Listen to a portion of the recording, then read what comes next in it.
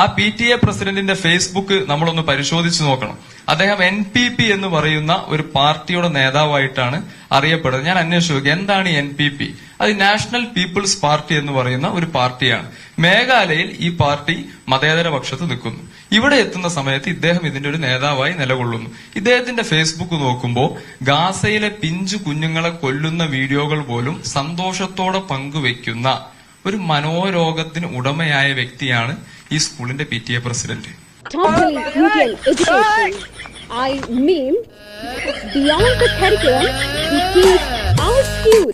ഞാൻ ആലോചിക്കുകയാണ്, കേരളം പോലെ ഒരു സംസ്ഥാനത്ത് ഇത്ര സെൻസിറ്റീവായ ഒരു ഇഷ്യൂ കൈകാര്യം ചെയ്യുന്ന ഒരു സ്കൂളിന്റെ PTA പ്രസിഡന്റായി ഇങ്ങനെ ഒരു വ്യക്തി വന്നു എന്നത് തന്നെ നമ്മുടെ കേരളം നേരിടുന്ന വലിയൊരു പ്രതിസന്ധിയല്ലേ എന്ന ചോദ്യമാണ് ഒന്നാമതായി എനിക്കിവിടെ മുന്നോട്ട് വെക്കുവാനുള്ളത്. രണ്ട്, ഇവിടെ പ്രിയപ്പെട്ട സത്താർക്ക് ഈ വേദിയിലുണ്ട്. സത്താർക്ക് ഒരു ക്യാമ്പയിന് നേതൃത്വം കൊടുക്കുന്നുണ്ട് ഫേസ്ബുക്കിൽ. ഞാനത് ശ്രദ്ധിക്കുകയുണ്ടായി. ഹിജാബിന്റെ പേരിൽ ആരൊക്കെ വിവേചനങ്ങൾ നേരിടുന്ന വിവേചനങ്ങൾ പങ്കുവെക്കുക എന്ന് പറഞ്ഞ് അദ്ദേഹം ഒരു ക്യാമ്പയിന് നേതൃത്വം കൊടുക്കുന്നുണ്ട്. ഒരു വിദ്യാർത്ഥി സംഘടനയുടെ നേതാവ് എന്ന നിലയ്ക്ക് ഞാൻ പറയുന്നു, ആ ക്യാമ്പയിൻ കാലഘട്ടത്തിന്റെ അനിവാര്യതയാണ്. കാരണം നമ്മുടെ കേരളത്തിൽ ഇസ്ലാമിന് മുസ്ലിങ്ങൾക്ക് ഇത്ര ശക്തിയുള്ള ഒരു കേരളത്തിൽ പോലും ഒരു പെൺകുട്ടിക്ക് ഹിജാബ് ധരിച്ച് സ്കൂളിൽ ചെല്ലാൻ പറ്റുന്നില്ലെങ്കിൽ ഈ രാജ്യത്ത് ഇസ്ലാമോഫോബിയ എത്രമാത്രം പടർന്നു പന്തലിച്ചിരിക്കുന്നു എന്നത് വളരെ ഭയാനകമായ ഒരു ചോദ്യമാണ്. ആ ചോദ്യത്തിന് തീർച്ചയായും ഉത്തരം കണ്ടെത്തണം. ഇവിടെ സ്വാഭാവികമായി നടക്കുന്നത് മുനമ്പം വിഷയമാണെങ്കിലും ശരി, പള്ളുരുത്തി വിഷയമാണെങ്കിലും ശരി, എല്ലാ പ്രശ്നങ്ങളും ഇല്ലാതെ നോക്കേണ്ട ഉത്തരവാദിത്വം എപ്പോഴും ഇസ്ലാമിന്റെ തലയിൽ കെട്ടിവെക്കാനാണ് ചിലർ ശ്രമിക്കുന്നത്. ഇത് ശരിയായ ഒരു നിലപാടല്ല. കാര്യങ്ങൾ ചർച്ച ചെയ്യുമ്പോൾ വ്യക്തമായ നിലപാടുകൾ പറയാൻ ആർക്ക് സ്വാതന്ത്ര്യമുണ്ട്?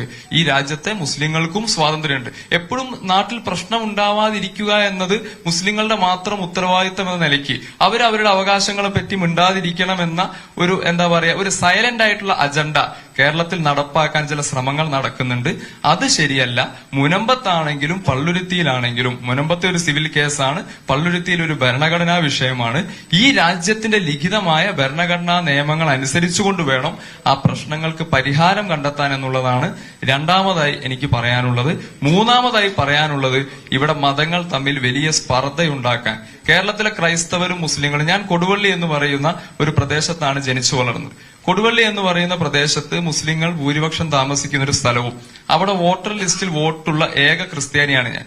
പക്ഷെ ഇത്രയും കാലം അവിടെ ജീവിച്ചിട്ട് യാതൊരു വിധമായിരിക്കുന്ന ബുദ്ധിമുട്ടുകളും ആ കാരണം കൊണ്ട് എനിക്ക് അവിടെ ഉണ്ടായിട്ടില്ല. അപ്പൊ കൊടുവള്ളിയിലുള്ള ഒരു ക്രിസ്ത്യാനിയായി എനിക്കുണ്ടാവാത്ത എന്ത് ബുദ്ധിമുട്ടാണ് മറ്റ് സ്ഥലങ്ങളിലുള്ളവർക്ക് ഉണ്ടാകുന്നത് എന്ന ചോദ്യം വ്യക്തി